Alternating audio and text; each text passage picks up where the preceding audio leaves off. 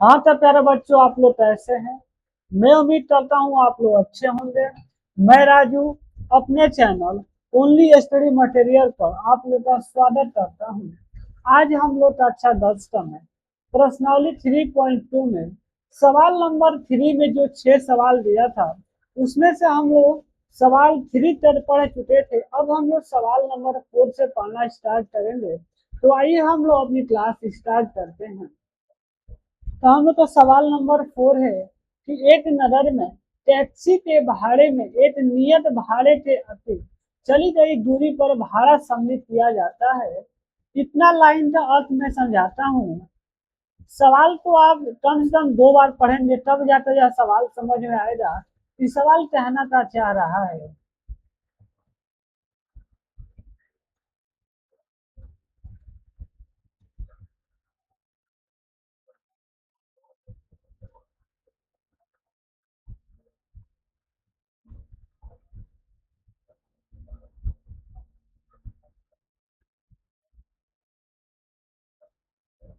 इस लाइन का अर्थ मैं आपको समझाता हूँ।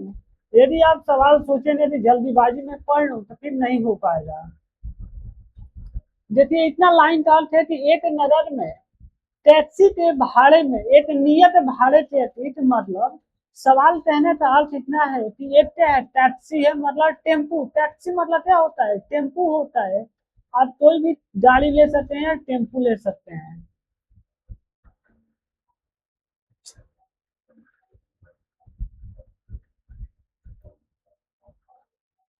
क्या लेना है हमें, तो टैक्सी लेना है। यह क्या है, टैक्सी है। इस सवाल में कह रहा है कि जो टैक्सी का भाड़ा है वो नियत है। बस आप इस टैक्सी पर जाकर बैठ जाए, चाहे इस टैक्सी को आप बुक कर ली कहीं जाने के लिए। आप यदि टैक्सी के ड्राइवर से जाकर बस इतना बोले कि हाँ हमें इतना मतलब दूरी चलना है, तो आपको टेम्पू का जो मालिक हो रहा है समझाएगा कि मेरे टेम्पू का क्या है, एक नियत भाड़ा है, उतना रुपया तो आपको देना पड़ेगा। उसके बाद आप जितना किलोमीटर चलेंगे उसके अतिरिक्त हम क्या लेंगे, उस नियत भाड़ा के अतिरिक्त हम क्या लेंगे, आपसे भाड़ा लेंगे। मतलब उस टैक्सी का एक मतलब कुछ रुपए का नियत है, वो कुछ भी रुपए हो सकता है।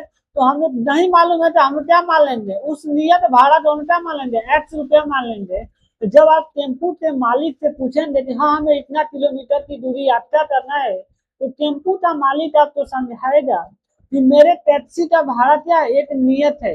नियत मतलब कि बस आप टेम्पू बुक कर लिए या टेम्पू में आप बैठ गए तो आपको उतना रुपये का है देना है। उसके बाद आप जितना दूरी चलेंगे उसके अतिरिक्त, मतलब नियत भाड़ा के अतिरिक्त आपको क्या करना है, पैसा देना पड़ेगा। मतलब जितना नियत है उतना तो छोड़कर आप जितना किलोमीटर मतलब दूरी तय करेंगे उतना क्या करना पड़ेगा, आपको भाड़ा देना पड़ेगा। तो वही सवाल में बोल रहा है कि एक नगर में टैक्सी के भाड़े में एक नियत भाड़े के अतिरिक्त, मतलब एक नियत भाड़ा है जो क्या है, टैक्सी का भाड़ा फिक्स है। कितना रुपया का टैक्सी का भाड़ा नियत है, मतलब आप बस बैठ गए जाकर, चाहे उस टेम्पू तो आप बुक कर लिए ना, तो आपको उतना रुपये भाड़ा देना है। उसके बाद आप जितना किलोमीटर चलेंगे उतना आपको भाड़ा देना पड़ेगा। किया जाता है 10 किलोमीटर दूरी के लिए दूरी क्या हो जाएगी, मतलब अतिरिक्त दूरी चली गई है, मतलब उस नियत भाड़ा के अतिरिक्त होता है कि व्यक्ति 10 किलोमीटर की यात्रा किया है तो उसे क्या करना पड़ेगा, 10 किलोमीटर भाड़ा और नियत भाड़ा जोड़ के कितना पैसा दिया है, तो 105 रुपये वो दिया है। मतलब जो सवारी है वो क्या किया है, 10 किलोमीटर की यात्रा किया है, तो वह नियत भाड़ा और 10 किलोमीटर भाड़ा जोड़कर क्या दिया है, 105 रुपया दिया है तथा 15 किलोमीटर के लिए वह 155 रुपया, मतलब नियत भाड़ा और 15 किलोमीटर के लिए भाड़ा जोड़ कर कितना दिया है, 155 रुपया दिया है। तो नियत भाड़ा तथा प्रति किलोमीटर भाड़ा क्या होगा, नियत भाड़ा तथा प्रति किलोमीटर, मतलब 1 किलोमीटर का भाड़ा ज्ञात करना है। एक व्यक्ति को 25 किलो यात्रा करने के लिए कितना भाड़ा देना पड़ेगा। एक व्यक्ति को 25 किलोमीटर यात्रा करने के लिए कितना रुपये भाड़ा देना पड़ेगा। अब हम लोग क्या करेंगे, सबसे पहले हम लोग मानेंगे कि माना टैक्सी का नियत भाड़ा क्या है, हमें नहीं मालूम है तो हम लोग एक्स मान लेंगे। तो लिखेंगे माना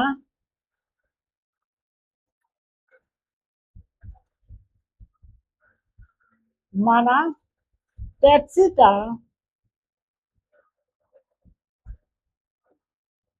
टैक्सी का नियत भाड़ा नियत भाड़ा नियत भाड़ा क्या है तो ₹X तथा तथा प्रति किलोमीटर का प्रति किलोमीटर प्रति किलोमीटर का भाड़ा क्या है ₹Y है। 1 किलोमीटर का भाड़ा क्या है ₹Y का। टैक्सी का नियत भाड़ा क्या है। नियत मतलब उस टैक्सी का भाड़ा फिक्स है कि आपको इतना रुपए तो देना है। आप यात्रा करे या ना करे उससे हमें कोई मतलब नहीं है। बस टेम्पू में आकर बैठ गए तो उस टेम्पू का नियत भाड़ा आपको देना है। और उसके बाद यदि आप कुछ दूरी मतलब यात्रा करते हैं जितना किलोमीटर उतना भाड़ा आपको अलग से देना पड़ेगा उस नियत भाड़ा को छोड़कर। इतना ही इस सवाल में बोला है ऊपर लाइन में। तो लिखेंगे चूंकि प्रथम प्रश्नानुसार लिखेंगे चूंकि प्रथम प्रश्नानुसार प्रथम प्रश्नानुसार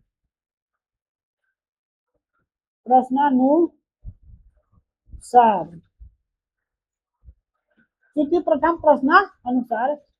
प्रश्नानुसार हमें क्या बोला है कि एक व्यक्ति क्या करता है 10 किलोमीटर की यात्रा करता है तो कितना रुपए देता है ₹105।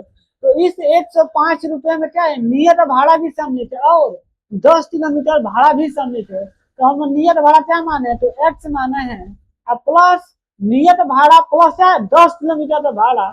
तो 1 किलोमीटर का भाड़ा कितना ₹Y है। तो 10 किलोमीटर का भाड़ा कितना हो जाएगा 10Y। अब बराबर दोनों को जोड़ कर कितना हम लोग किराया दिए हैं तो ₹105। यह क्या हो जाएगा समीकरण 1 हो जाएगा। अब हम लोग लिखेंगे चूंकि द्वितीय प्रश्नानुसार मतलब चूंकि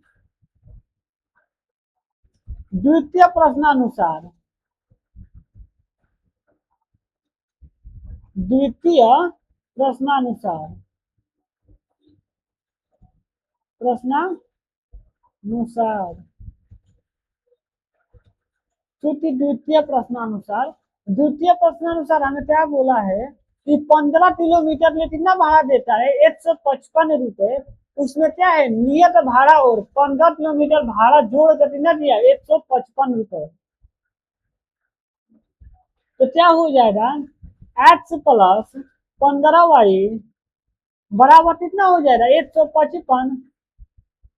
समय क्या हो जाएगा 2 क्योंकि नियत भाड़ा और 15 किलोमीटर दूरी का भाड़ा जोड़कर ही ₹155 दिया गया है। तो टैक्सी का नियत भाड़ा ₹X तथा 1 किलोमीटर का भाड़ा ₹Y।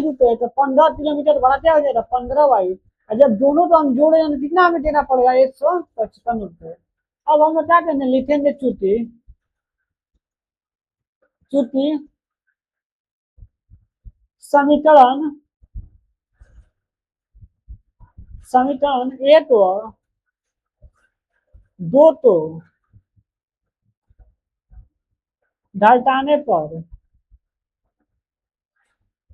घटाने जब यहाँ घटाएंगे क्या हो जाए समीकरण एक्स प्लस 10Y बराबर क्या है तो 105 है। और दूसरा संख्या है एक्स प्लस 15Y बराबर क्या है तो 155 है। जब दोनों संख्या को हम घटाएंगे तो क्या हो जाएगा यहाँ पर प्लस है तो माइनस यहाँ पर प्लस है तो माइनस यहाँ प्लस है तो माइनस। यदि हम माइनस हो तो यहाँ क्या हो जाएगा प्लस हो जाएगा। तो एक्स से एक्स क्या हो जाएगा कट जाएगा। तो यह क्या हो जाएगा 10Y माइनस 15Y बराबर 105 माइनस 155।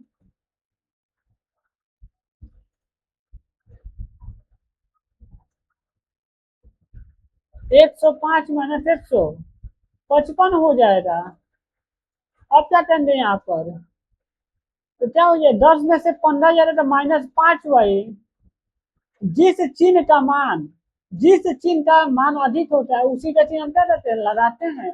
बराबर 155 में से 105 जाएगा, -50 बचेगा। वाई से वाई कट जाएगा, अरे माइनस से माइनस कट जाएगा, सॉरी। वाई बराबर क्या हो जाएगा, तो 50 क्या हो जाएगा, तो 5 हो जाएगा। क्योंकि 5 क्या इधर धुआं में है तो बराबर कैसे हो जाएगा, भाग में हो जाएगा। जब 5 से काटेंगे तो वाई बराबर 10 रुपए। यह क्या है, प्रति किलोमीटर भाड़ा कितना रुपए है, तो 10 रुपए है। अब लिखेंगे चूंकि वाई का मान, वाई का मान समीकरण, समीकरण किसमें, एक में, आप दो में भी रख सकते हैं।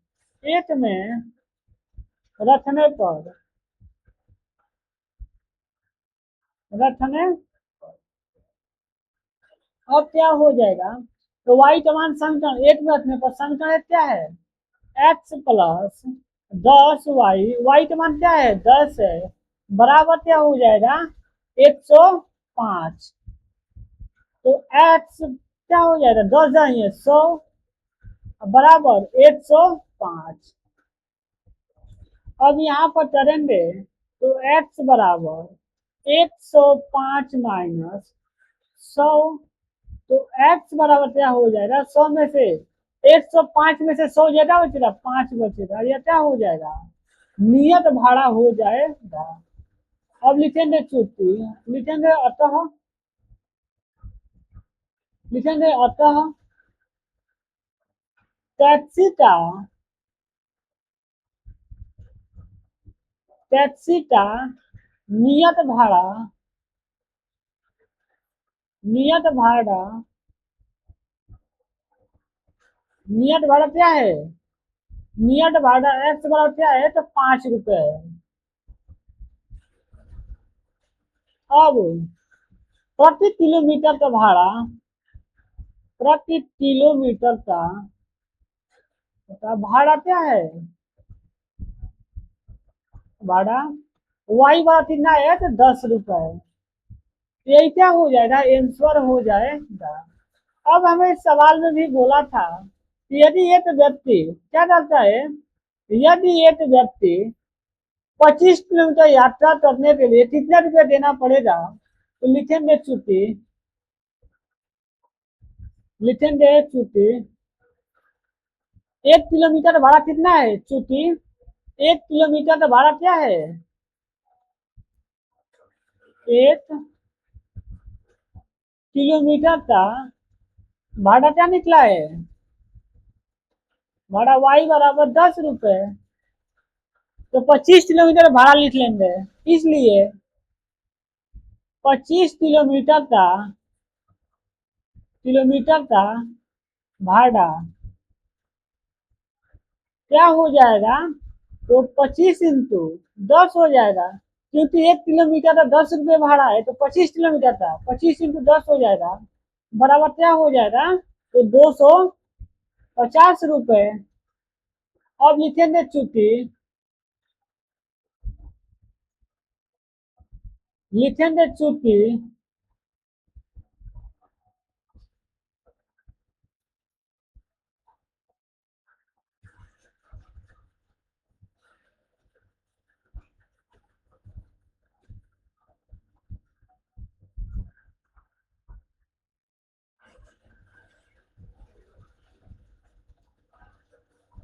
लिखेंगे यहाँ पर अब,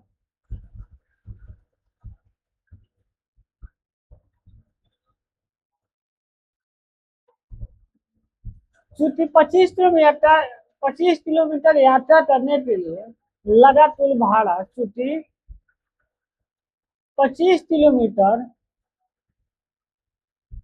की यात्रा के लिए, यात्रा के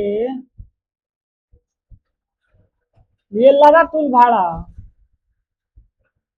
कुल भाड़ा क्या हो जाएगा, तो इसमें क्या है, 5 रुपए तो नियत भाड़ा है, टैक्सी का 5 रुपए तो नियत भाड़ा है, और उसके बाद हमें क्या देना है, 25 किलोमीटर का भाड़ा अतिरिक्त देना है। तो 5 + 5 रुपए का नियत है, और हमें 25 किलोमीटर भाड़ा कितना है, 250 रुपए है। तो क्या हो जाएगा 255 रुपए। यही क्या हो जाएगा, हम लोग का आंसर हो जाएगा। क्योंकि 25 किलोमीटर यात्रा के लिए लगा टोल भाड़ा क्या हो जाएगा 255 रुपये हो जाएगा। क्योंकि 5 रुपए तो नियत भाड़ा है, टैक्सी का 5 रुपए भाड़ा क्या है फिक्स है कि आपको 5 रुपए टैक्सी का नियत भाड़ा मतलब देना है। और उसके बाद आप जितना दूरी तय करेंगे ना उतना भाड़ा आपको अलग से देना है। इस सवाल के अंदर और हम समझा देते हैं। सवाल में बोला था कि एक नगर में टैक्सी के भाड़े में एक नियत भाड़े तय करो, तो मतलब टैक्सी का भाड़ा क्या है नियत है। टैक्सी के एक मतलब नियत भाड़ा फिक्स है। वो मतलब जो हम हल के 5 रुपए निकाले हैं कि जो आप टैक्सी का बस या तो आप टैक्सी पर बैठ गए या आप टैक्सी से मतलब टैक्सी के ड्राइवर से आप गए, बोले कि मुझे इतना रुपया मतलब क्या करना है, आप बोलेंगे टैक्सी के ड्राइवर से कि मुझे 10 किलोमीटर चलना है तो आप कितना रुपये भाड़ा लेंगे। तो टैक्सी का ड्राइवर आपसे बोलेगा कि मेरे टेम्पू का एक नियत भाड़ा फिक्स है कि आपको उतना रुपया देना है। और जब आप जितना किलोमीटर दूरी तय करेंगे उसका भाड़ा हम अलग से लेंगे। तो x रुपये का नियत भाड़ा माना, यदि माना टैक्सी का नियत भाड़ा है x रुपये, अर्थात प्रति किलोमीटर भाड़ा मतलब जितना किलोमीटर आप अतिरिक्त चलेंगे उतना क्या देना पड़ेगा, अलग से भाड़ा देना पड़ेगा। तो हम लोग प्रति किलोमीटर भाड़ा क्या माने थे, y रुपये माने थे। और इन दोनों को जोड़कर मतलब नियत भाड़ा और 10 किलोमीटर दूरी का भाड़ा जोड़कर कितना प्रथम परसेंट है, 105 रुपये हम दे रहे थे, प्रथम प्रश्नानुसार हमें दिया था। तो वही सवाल में बोला है कि मतलब नियत भाड़ा के अतिरिक्त आपको दूरी देना पड़ेगा, मतलब चलना पड़ेगा। तो हम माना टैक्सी का नियत भाड़ा x रुपये था, प्रति किलोमीटर भाड़ा क्या है y रुपये है। हमें प्रथम प्रश्नानुसार दिया है कि मतलब 10 किलोमीटर दूरी के लिए कितना भाड़ा देता है 105 रुपये। तो इस 105 रुपये में क्या है टैक्सी का नियत भाड़ा है और प्रति किलोमीटर का मतलब 10 किलोमीटर दूरी का भी भाड़ा सम्मिलित है इसमें। वही हम लोग की है टैक्सी का भाड़ा नियत x रुपये तथा 1 किलोमीटर भाड़ा y रुपये, तो 10 किलोमीटर भाड़ा क्या हो जाएगा 10y हो जाएगा। इन दोनों को जोड़ हम कितना दे रहे हैं 105 रुपये दे रहे हैं। इसी प्रकार हमें द्वितीय प्रश्नानुसार भी दिया था, इसी प्रकार हमें द्वितीय प्रश्नानुसार भी दिया था। क्या दिया था कि मतलब नियत भाड़ा और 15 किलोमीटर दूरी के भाड़ा जोड़कर हमें कितना देना पड़ा था 155 रुपये। और जब इस समीकरण को हल किया हमें क्या प्राप्त हुआ है, एक्स का मान हमें 5 रुपये और वाई का मान हमें 10 रुपये प्राप्त हुआ है। मतलब नियत भाड़ा 5 रुपये तथा अतिरिक्त प्रति किलोमीटर दूरी क्या है 10 रुपये। अब हम लोग बढ़ेंगे अपने नेक्स्ट सवाल पर। हम लोग का नेक्स्ट सवाल है कि यदि किसी भिन्न के अंश और हर दोनों में, सबसे पहले हम लोग भिन्न के बारे में समझ लेते हैं कि भिन्न क्या होता है। जिस यहाँ पर हम क्या लें एक्स अपन वाई लें तो यह क्या हो जाएगा एक प्रकार का भिन्न है। क्या है जो हर और अंश के रूप में दिया हो तो हम क्या कहते हैं भिन्न कहते हैं। तो यहाँ पर एक्स और वाई, तो एक्स तो हम क्या कहते हैं एक्स तो हम अंश कहते हैं मतलब ऊपर वाला को अंश कहते हैं, क्या कहते हैं नीचे वाला तो हम क्या कहते हैं तो हर कहते हैं। नीचे वाला तो हर, ऊपर वाला तो अंश कहते हैं। भिन्न क्या होता है अपान में होता है। जिससे एक्स अपन वाई क्या है भिन्न के रूप में है। जिससे 1/2 है क्या भिन्न है, 2/5 का है भिन्न है, 5/9 क्या है भिन्न है। तो क्या हो जाएगा भिन्न संख्या हो जाएगी। ये सारी क्या है भिन्न के रूप में है।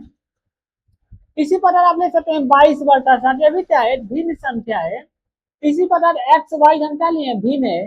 इसमें क्या हो जाएगा 22 क्या हो जाएगा अंश हो जाएगा और 7 क्या हो जाएगा तो 7 क्या हो जाएगा हर हो जाएगा।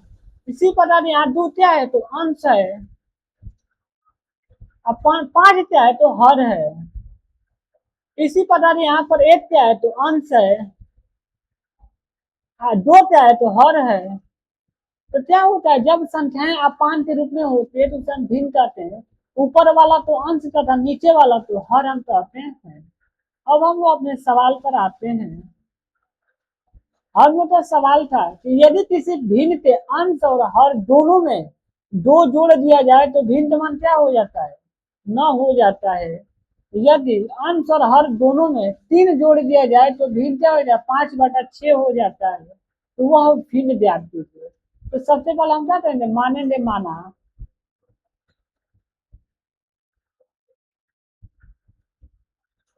मानेंगे अब माना,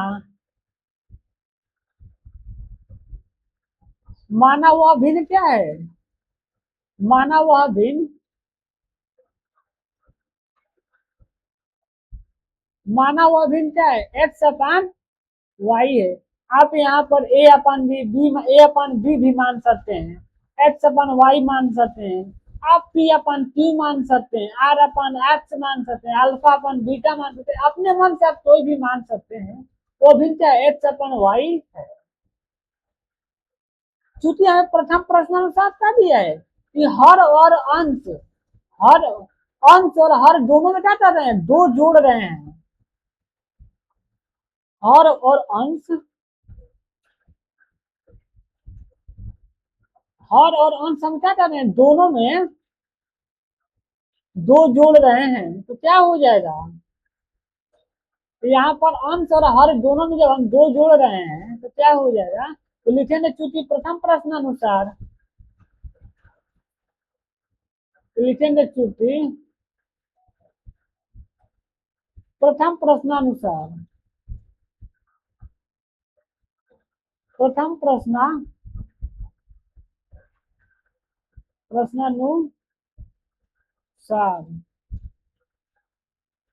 क्योंकि प्रथम प्रश्न अनुसार क्या दिया है कि हर और अंश दोनों क्या करना है, दो जोड़ते हैं ना तो भिन्न क्या हो जाता है, 9/11 हो जाता है। तो एक्स क्या है, अंश है, अंश में हम क्या कर रहे हैं, दो जोड़ रहे हैं, अपान हर में क्या कर रहे हैं, दो जोड़ रहे हैं, तो एक्स प्लस दो। जब अंश और हर दोनों में हम क्या करते हैं, दो जोड़ते हैं ना तो भिन्न क्या हो जाता है, 9/11 में परिवर्तित हो जाता है, मतलब 9/11 हो जाता है।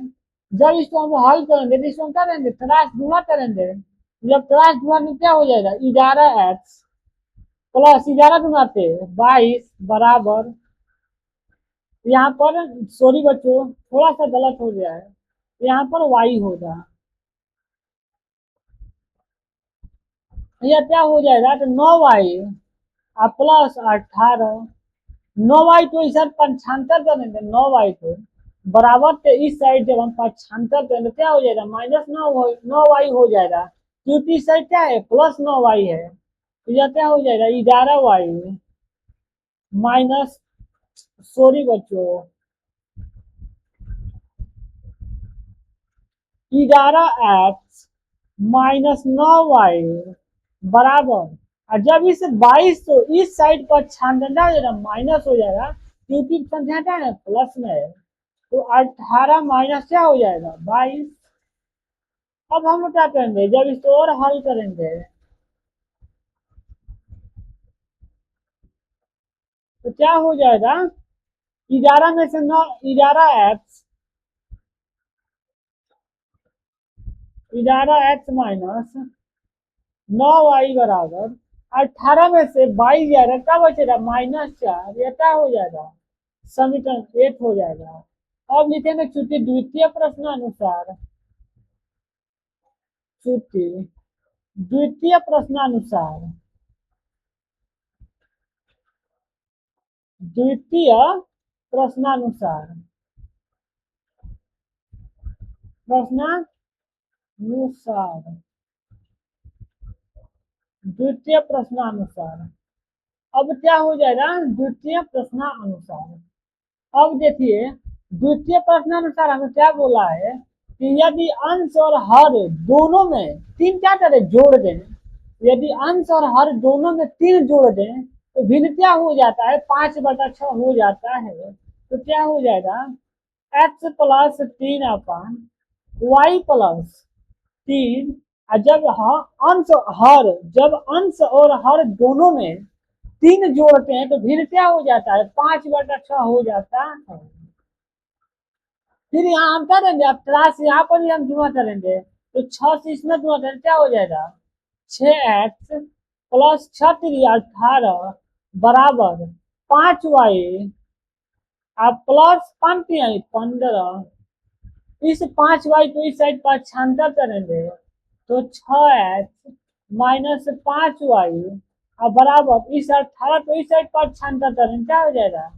15 - 18 हो जाएगा। जब इसको और हम लोग हल करेंगे तो क्या हो जाएगा?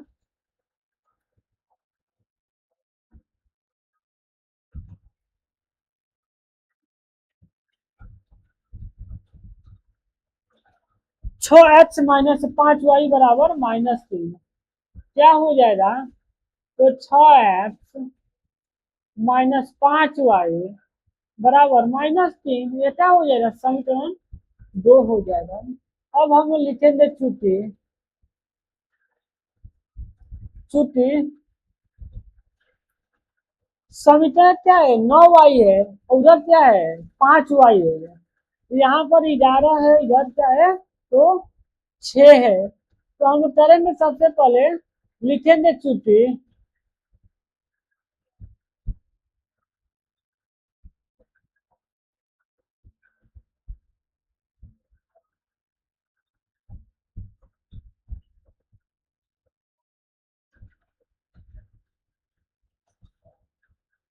यहाँ पर करेंगे चूंकि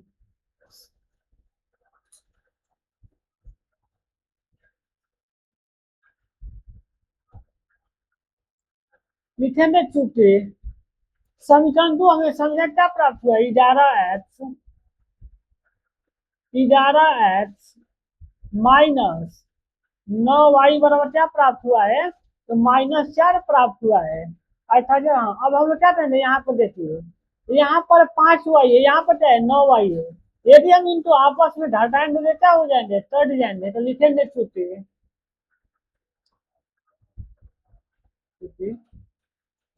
इनको हम क्या करें? इस 5y तो हम लोग मतलब y का मान क्या कर लेंगे? आपस में हम बराबर कर देते हैं। जब इनको हम घटाएंगे तो आपस में कट जाएंगे। किस विधि से? विलोपन विधि द्वारा। प्रतिस्थापन विधि से आप भी कर सकते हैं, लेकिन विलोपन विधि आसान होगा, क्योंकि इसमें यह नहीं बोला कि आपको किस विधि से हल करना है। तो आपको लगता है लिख लीजिए कि विलोपन विधि से। यदि आपको लगता हो तो आप यहाँ लिख सकते हैं क्योंकि विलोपन विधि से। विलोपन विधि से किस विधि से हम हल कर रहे हैं? तो विलोपन विधि से। अब यहाँ पर लिखेंगे चूंकि चूंकि समीकरण 1 में समीकरण 1 इंटू क्या करना है? समीकरण 1 में हमें किससे गुणा करना है? तो 9 से। और और समीकरण समीकरण 2 इंटू क्या करना है? तो 5 से गुणा करने पर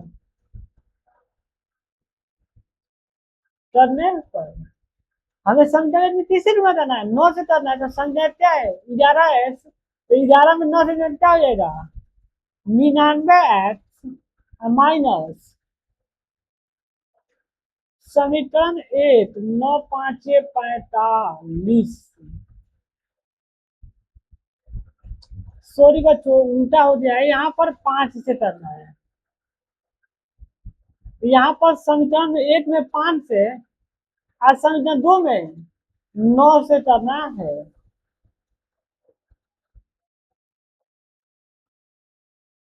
तो क्या हो जाएगा? समीकरण 1 में क्या करना है? 5 से गुणा करना है। तो क्या हो जाएगा? 11 5 55 एक्स माइनस 45y बराबर -20 हो जाएगा। इसको हम क्या मानेंगे? समीकरण 3 मान लेंगे। अब हम लोग क्या करेंगे? समीकरण 2 में किससे गुणा करना है? 9 से गुणा करना है। समीकरण 2 क्या है? 9 × 54x और 9 5 45y -45y बराबर 9 त्रिक -27 हो जाएगा। बराबर समीकरण 4 मान लेंगे इसको हम लोग। अब हम क्या करेंगे? समीकरण 3 और 4 को हम जब घटाएंगे तो क्या हो जाएगा? 45y से 45y कट जाएगा। तो लिखेंगे चूंकि समीकरण 3 व 4 को क्या करने पर? 4 को घटाने पर जब घटाएंगे क्या हो जाएगा? 55x माइनस 45y बराबर -20। और यहाँ पर हो जाएगा 54x माइनस 45y बराबर -27। अब हम क्या करेंगे, घटाना है तो जहाँ पर प्लस होता है वहां माइनस, जहाँ माइनस होता है वहां प्लस हो जाता है। यहाँ पर माइनस है प्लस हो जाएगा, यहाँ पर माइनस है क्या हो जाएगा, प्लस हो जाएगा। यहाँ पर देखिए -45y। अब इस माइनस वाला चिन्ह से हमें कोई लेना देना नहीं होता है। अब हमें सिर्फ प्लस वाला चिन्ह से मतलब है। जो चिन्ह परिवर्तित होते आता है केवल हमें उससे मतलब होता है। देखिए -45y या +45y क्या हो जाएगा, तो आपस में कट जाएंगे। अब 55x में से 54x क्या बचेगा, तो x बचेगा। जब 55x में से 54x घटाएंगे तो हमें क्या बचेगा, तो x बचेगा। x बराबर 27 में से अब +27 हो गया। इस माइनस से हमें नहीं मतलब है, हमें अब इस +27 से मतलब है कि +27 में से -20 क्या बचेगा, 7 बचेगा। यही क्या हो जाए, x का मान हो गया। अब हम लिखेंगे छुट्टी, अब हम लिखेंगे छुट्टी x का मान, x का मान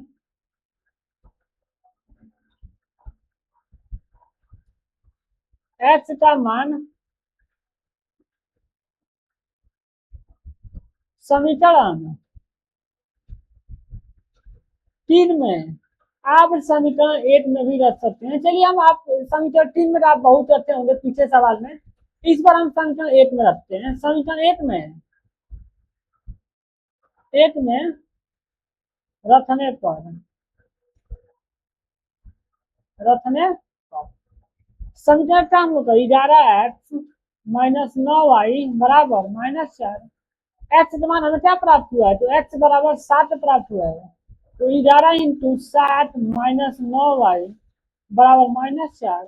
11 सते 77 माइनस 9y बराबर क्या हो जाएगा, तो -4। अब इधर जाएगा 77 तो माइनस हो जाएगा 77 -9y बराबर -4 -77। क्योंकि साइड प्लस था तो 95 क्या हो जाएगा, -77 -9y बराबर क्या हो जाएगा, -81 हो जाएगा। इससे इसे काटेंगे तो क्या हो जाएगा, y बराबर 81/9 हो जाएगा। 9 से 9 काटेंगे तो y बराबर क्या आ जाएगा, 9 आ जाएगा। y बराबर क्या आ जाएगा, तो y बराबर 9 आ जाए तो y बराबर 9। यही क्या हो जाएगा हम लोग को फाइनल। तो अंत में हम क्या लिखेंगे, अतः वह भिन्न क्या है, वह भिन्न क्या है, तो x 7/9 है। यदि आपको लगता है कि किसी में आपको यदि अपने मन में डाउट हो कि क्या हम जो सवाल हल किए हैं वह सही है कि गलत, तो आप इस सवाल को जांच भी सकते हैं स्वयं के अनुसार। जैसे प्रथम आप सवाल पे जाइए, सबसे पहले आप क्या कीजिए, सवाल को पढ़िए। सवाल में क्या बोला था कि अंश और हर में हम क्या करें, दो जोड़े तो भिन्न क्या हो जाता है, 9/11 हो जाता है। ठीक, हमको भिन्न क्या प्राप्त हुआ है, तो हमको भिन्न प्राप्त हुआ 7/9। यदि हम दोनों में दो जोड़ दें तो भिन्न क्या हो जाता है, 9/11 हो जाता है। तो जब हम 7 में 2 जोड़ेंगे और 9 में 2 जोड़ेंगे क्या हो जाएगा, 9/11। क्या हम तो सही नहीं है, सवाल में ही बोला था कि हर और अंश में हम 2 जोड़ दें तो भिन्न क्या हो जाता है, 9/11 हो जाता है। क्या हम लोग का कंडीशन फॉलो हो रहा है, नहीं तो हो रहा है, तो हम सवाल क्या हो जाएगा, सही हो जाएगा। तो अपने आप सवाल जांच भी सकते हैं क्या हमारा सवाल सही है कि गलत। तो हम लोग का फाइनल आंसर क्या हो जाएगा, 7/9 हो जाएगा। अब हम लोग अपने आइए पर इस सवाल को और हम समझा देते हैं। सवाल में बोला था किसी भिन्न के अंश और हर दोनों में क्या करे, दो जोड़ दे तो भिन्न क्या हो जाता है, 9/11 हो जाता है। तो सबसे पहले हम लोग मानेंगे कि माना हुआ भिन्न क्या है, x/y है। आप यहाँ पर a/b p/q भी मान सकते हैं, वो आपके ऊपर निर्भर किया क्या मान रहे हैं। तो ठीक, तो फिर हमें प्रथम प्रश्नानुसार क्या दिया है, प्रथम प्रश्नानुसार दिया है कि यदि अंश और हर दोनों में क्या करें, दो जोड़ दें तो फिर क्या हो जाता है, 9/11 हो जाता है। तो हम क्या दिए, अंश में दो जोड़े और हर में दो जोड़े हैं, क्या हो जाएगा, 9/11 हो जाए। फिर इनका क्लास जुड़ाते हैं तो हमें क्या प्राप्त हुआ है, 9x माइनस नहीं सॉरी बच्चों, 11x - 9y बराबर -4, हमें इससे मान संख्या 1 मान लिए हैं। इसी प्रकार द्वितीय प्रश्नानुसार भी हमें दिया है कि x+3y+3 बराबर होते हैं 5/6 है। जब इनका हम आपस में गुणा किए तो हमें क्या प्राप्त हुआ है, 6x - 5y बराबर -3 प्राप्त हुआ है। और जब हम संख्या 1 व 2 तो विलोपन विधि से हल किए तो हमें क्या प्राप्त हुआ है, x बराबर 7 और y बराबर हमें 9 प्राप्त हुआ है। तो हम उसका भिन्न क्या हो जाएगा, 7/9 हो जाए। अब हम लोग बढ़ते हैं अपने नेक्स्ट सवाल पर। हम का इस प्रश्नावली 3.2 का यह लास्ट सवाल होता है। अब हम लोग कल से अपना प्रश्नावली 3.3 को स्टार्ट करेंगे। तो आइए हम लोग शुरू करते हैं अपना सवाल नंबर 6। सवाल नंबर 6 में बोला है कि 5 वर्ष पूर्व जैतव की आयु उसके पुत्र की आयु की तिगुनी हो जाएगी। पूर्व तो अब 5 वर्ष बाद मतलब क्या करना है, जोड़ना है। अब पूर्व का मतलब क्या होता है, पहले 5 वर्ष पूर्व, देखिए यहाँ पर पूर्व वर्ष आ गया तो पूर्व का मतलब होता है इस पूर्व का अर्थ होता है पहले। पूर्व मतलब पहले। जैतव की आयु उसके पुत्री की आयु की 7 गुनी थी तो उनकी वर्तमान आयु ज्ञात कीजिए। सवाल को एक बार और हम पढ़ते हैं। 5 वर्ष बाद जैतव की आयु उसके पुत्री की आयु की 3 गुनी हो जाएगी। मतलब तो सबसे पहले हम क्या करेंगे, जैतव और उसके पुत्री की आयु माना जैतव की वर्तमान आयु x वर्ष तथा उसके पुत्री की वर्तमान आयु y वर्ष है। तो हम क्या करेंगे, सबसे पहले मानेंगे माना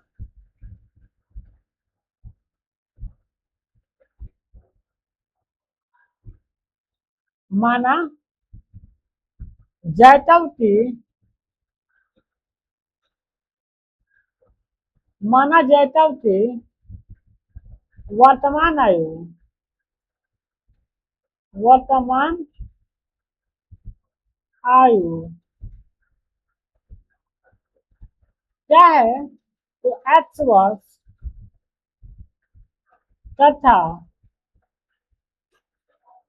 तथा उसके पुत्री के उसके पुत्री के उसके पुत्री की वर्तमान आयु वर्तमान आयु क्या है, तो y वर्ष है। सबसे पहले हम क्या मान रहे हैं कि माना जैतव की वर्तमान आयु क्या है, x वर्ष तथा उसके पुत्री की वर्तमान आयु क्या है, y वर्ष है। अब सवाल में बोला है, प्रथम प्रश्नानुसार बोला है कि 5 वर्ष बाद जैतव की आयु उसके पुत्री की आयु की 3 गुनी हो जाएगी। तो लिखेंगे चूंकि 5 वर्ष पूर्व क्या है, जैतव की आयु, लिखेंगे चूंकि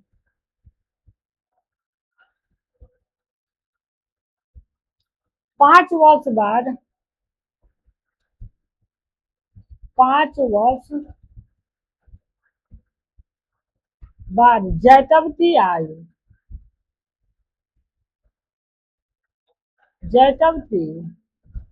आयु क्या हो जाएगा, जैतव आज x वर्ष का है तो 5 साल बाद क्या हो जाएगा, तो x + 5 वर्ष।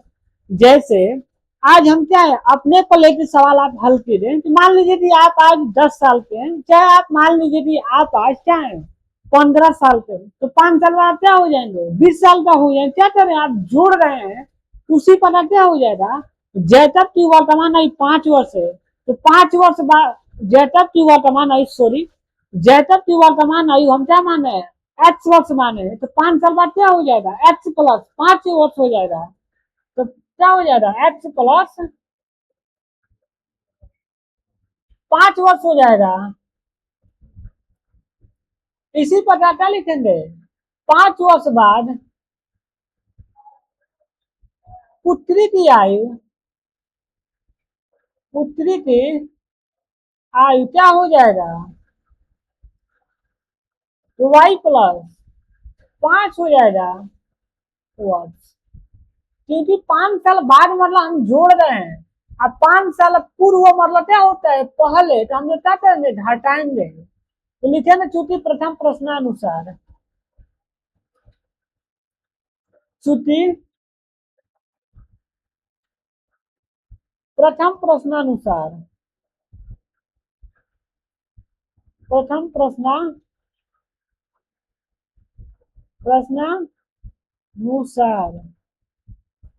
चूंकि प्रथम प्रश्नानुसार क्या दिया है हमें, तो दिया है कि 5 वर्ष पूर्व, सॉरी बच्चों, 5 साल बाद जैतव की आयु, उसके पुत्री की आयु क्या है 3 गुनी हो जाएगी, तो मतलब x+5 बराबर y+5। ठीक, बोला है कि 5 वर्ष बाद जैतव की आयु उसके पुत्री की आयु की 3 गुनी हो जाएगी। मतलब यदि जैतव आज, यहाँ पर हम समझाते हैं न्यू पेज पर, यदि आज जैतव मान लेते हैं क्या है 4 साल का, मान लेते हैं जैतव क्या है 25 वर्ष है, जैतव की वर्तमान आयु क्या है 25 वर्ष है, तो 5 वर्ष बाद जैतव की आयु उसके पुत्री की आयु क्या हो जाएगी 3 गुनी हो जाएगी, तो मतलब 5 साल बाद जैतव की आयु क्या हो जाएगा, तो 30 साल हो जाएगा। तो उसके पुत्री की क्या है 3 गुनी है, मतलब यदि पुत्री की आयु 10 वर्ष है, यदि पुत्री की वर्तमान आयु क्या मान ले, मेरी पुत्री की आयु क्या है 5 वर्ष है, वर्तमान आयु क्या है 5 वर्ष है, और जब इसको हम क्या करेंगे 5 साल बाद आयु जाएंगे तो क्या हो जाएगा 10 साल। और वही बोला है सवाल में कि जैतव की आयु, जैतव 5 साल बाद जैतव की आयु उसके पुत्री की आयु की क्या हो जाती है 3 गुनी हो जाती है। मतलब यदि हम जैतव उसके पुत्री की आयु में 3 से गुणा करते हैं ना, तो हमें क्या प्राप्त हो जाता है, जैतव की आयु प्राप्त हो जाता है। तो यदि हम क्या करें, यहाँ पर मान लेते हैं पिता है, जैतव क्या है पिता ही है, अब पुत्री है, तो बोला है कि 5 साल बाद जैतव की आयु, जैसे x+5 है, यहाँ पे y+5 है, तो बोला है कि 5 साल बाद जैतव की आयु मतलब पिता की आयु पुत्री की आयु की 3 गुनी हो जाती है। तो यदि हम क्या करें कि पिता में 3 से गुणा ना कर कर यदि हम पुत्री में 3 से गुणा कर देंगे तो क्या हो जाएगा, पिता का आयु और पुत्री की आयु तो क्या हो जाएगा बराबर हो जाएगा, कि पिता का आयु पुत्री की आयु के बराबर हो जाएगा, क्योंकि जो पिता का आयु है ना वो पुत्री की आयु से 3 गुना है, मतलब 3 गुना है, मतलब 3 से गुणा करने पर पिता का आयु प्राप्त होता है। तो हम 3 से गुणा यदि हम पुत्री की आयु में करते हैं, मतलब जिस साइड कम होता है उसी साइड हम गुणा करते हैं, तो यदि हम 3 से क्या करें पुत्री में गुणा कर देंगे तो क्या हो जाएगा, पिता और पुत्र का आयु क्या हो जाएगा आपस में बराबर हो जाएगा, और जब आपस में बराबर तो हमें क्या बन जाएगा यहाँ पे रैखिक समीकरण बन जाएगा। तो अब हम क्या करेंगे अपने सवाल पर चलते हैं, तो वही सवाल हम यहाँ क्या करेंगे, पिता में गुणा ना करते हम क्या करेंगे पुत्री में गुणा करेंगे, क्योंकि पिता और पुत्र की आयु क्या हो जाएगी बराबर हो जाएगी, जब हम पुत्री में 3 से गुणा करेंगे, तो यहाँ पर 3 से गुणा हो जाएगा। अब ये क्या हो जाएगा, तो x+5 बराबर 3y+ क्या हो जाएगा 15, 3y तो इस साइड पर छांटा करेंगे, तो x-3y,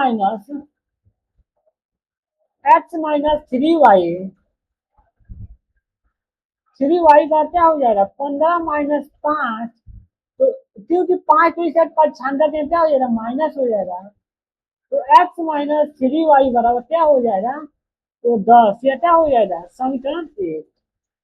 अब हम लिखेंगे चूंकि द्वितीय प्रश्न अनुसार, चूंकि चूंकि अब फिर एक बार हम लोग सवाल पे चलते हैं। अब देखिए सवाल में क्या बोला है कि 5 वर्ष पूर्व मतलब पहले जैतव की आयु उसके पुत्र के, उसके पुत्र की आयु की कितनी थी, यहाँ पर पुत्री नहीं करना है, क्या करना है पुत्र केवल करना है।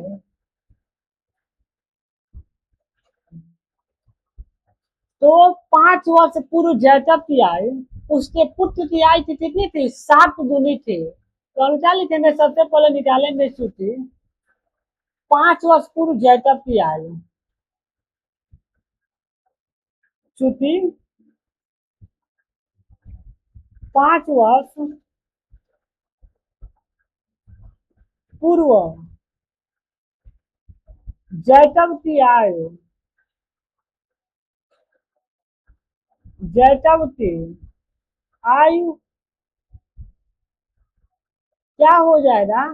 तो x माइनस 5, 5 पूर्व का मतलब होता है पहले, तो क्या हो जाएगा? वर्ष।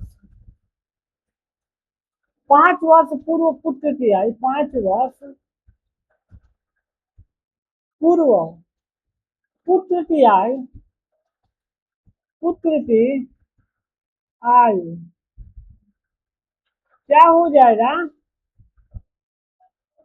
तो y माइनस 5 हो जाएगा।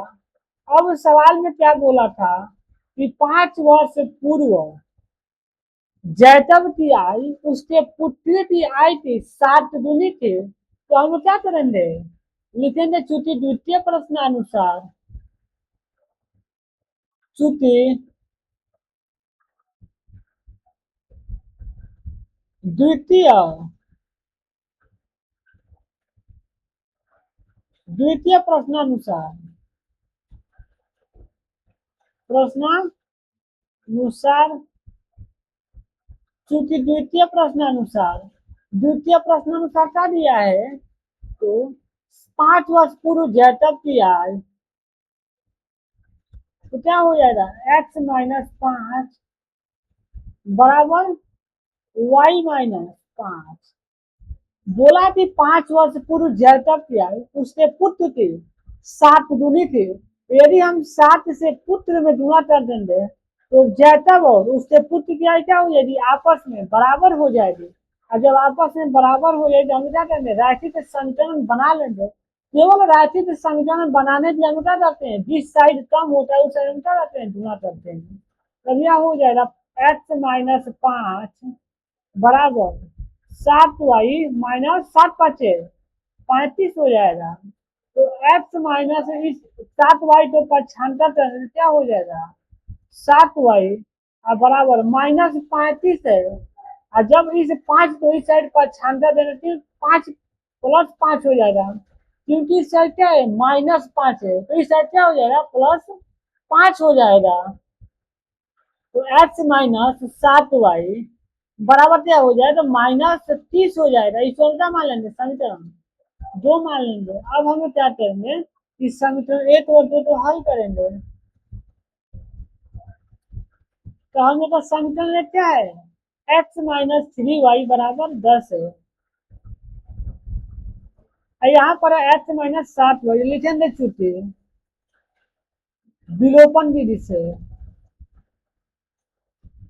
आपको मैं पढ़ा चुका हूँ कि रैखिक समीकरण के युग्म को हल करने की विधि एक होती है प्रतिस्थापन विधि, दूसरी होती है विलोपन विधि, तीसरी होती है कौन सी? द्राफीय विधि। हम तीनों पढ़ा चुके हैं। तो ना विलोपन विलोपन विलोपन विधि।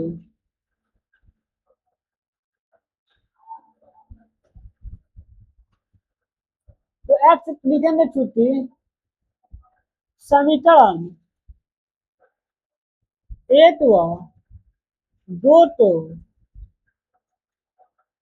घटाने पर, जब 1 व 2 को हम जब आपस में घटाएंगे तो हमें क्या प्राप्त हो जाएगा?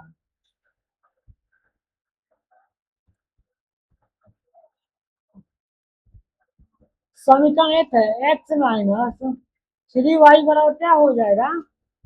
तो x माइनस 3y बराबर क्या है? तो 10 है। और समीकरण 2 है x माइनस 7y बराबर माइनस 30 है। और जब समीकरण 1 और 2 को घटाएंगे तो यह क्या हो जाएगा? यह प्लस है तो माइनस, यह माइनस है तो प्लस, यह माइनस है तो प्लस हो जाएगा।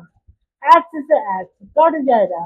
तो देखिए 7y में से माइनस 3y, आइए क्या हो जाएगा? प्लस 7y क्योंकि हम इस माइनस से कोई मतलब नहीं होता, हमें जो चिन्ह परिवर्तित होते आता है केवल उससे मतलब होता है। तो चिन्ह पर क्या है, चिन्ह परिवर्तित होते क्या आया है तो प्लस आया है, तो प्लस 7y बराबर 10 + 30 हो जाएगा।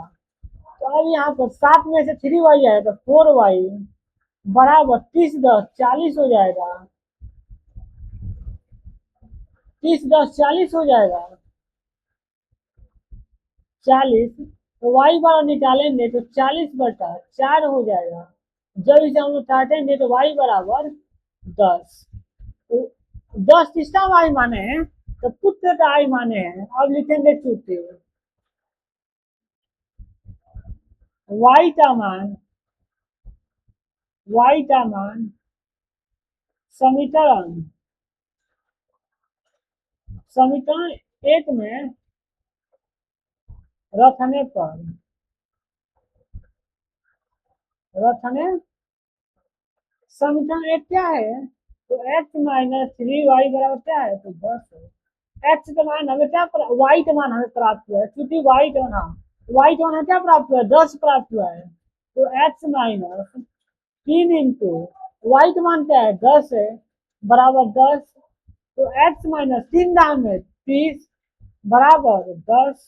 तो x बराबर क्या हो जाएगा 10 + 30 हो जाएगा, क्योंकि इस -30 को इस साइड पर छांटा तो क्या हो जाएगा +30 हो जाएगा।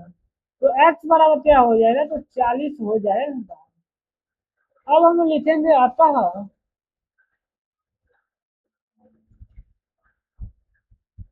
लिखेंगे अतः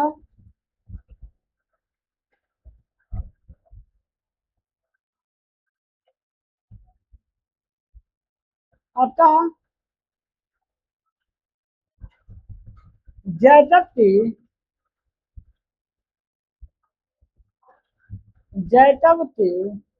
वर्तमान आयु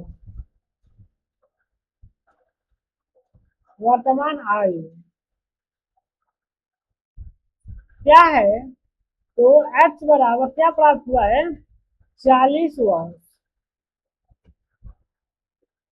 पुत्र की, इसलिए पुत्र की वर्तमान आयु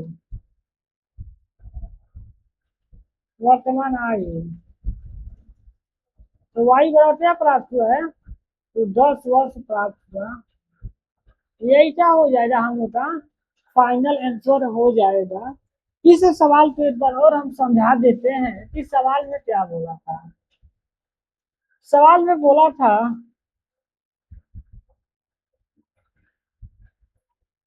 कि 5 वर्ष बाद जैतव की आयु उसके पुत्र की आयु कितनी है तो 3 गुनी थी। 5 वर्ष पूर्व जैतव की आयु उसके पुत्र की आयु कितनी हो जाएगी तो 7 गुनी हो जाएगी। तो सबसे पहले हम लोग क्या किए हैं तो माने हैं, माना पिता की वर्तमान आयु, माना जैतव की वर्तमान आयु क्या है x वर्ष तथा पुत्र की वर्तमान आयु हम क्या माने हैं तो y माने हैं। अब हम निकालेंगे क्योंकि 5 वर्ष बाद जैतव की आयु, तो 5 वर्ष वर्तमान आयु x वर्ष है तो 5 साल बाद क्या हो जाएगा तो x + 5 वर्ष हो जाएगा। इसी प्रकार हम लोग 5 वर्ष बाद पुत्र की आयु निकाले हैं। जब वर्तमान आयु y वर्ष है तो 5 साल बाद क्या हो जाएगा y + 5 वर्ष हो जाएगा। हमें प्रथम प्रश्नानुसार दिया है कि 5 वर्ष बाद जैतव की आयु उसके पुत्र की आयु कितनी है 3 गुनी हो जाएगी। तो यदि हम क्या करें पिता में गुणा ना कर यदि हम क्या करें पुत्र में ही 3 से गुणा कर देंगे तो जैतव और उसके पुत्र की आयु आपस में बराबर हो जाएगी। और जब दोनों की आयु आपस में बराबर हो जाएगी तो हमें क्या बन जाएगा एक राशि के समीकरण बना लेंगे वहां से।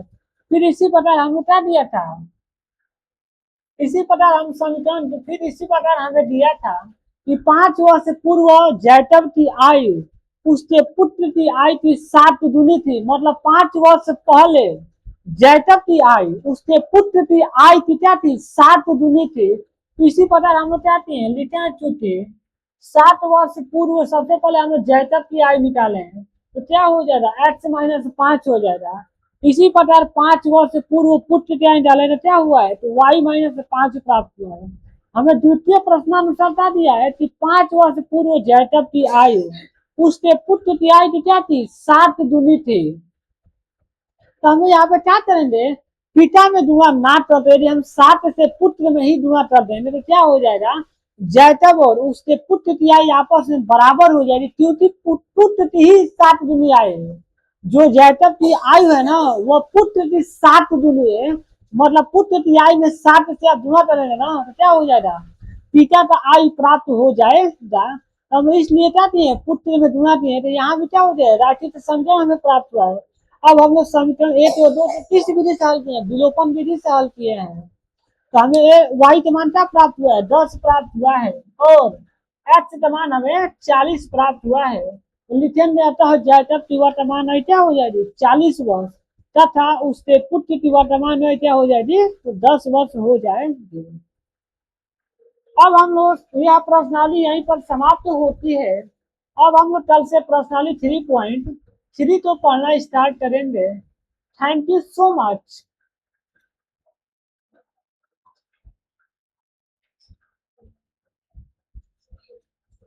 Thank you so much. मिलते हैं नेक्स्ट वीडियो में प्रश्नावली 3.3 के साथ। यदि आपको वीडियो अच्छा लगा हो तो वीडियो को लाइक करें, चैनल को सब्सक्राइब करें और अपने दोस्तों के पास शेयर करना ना भूलें। Thank you so much.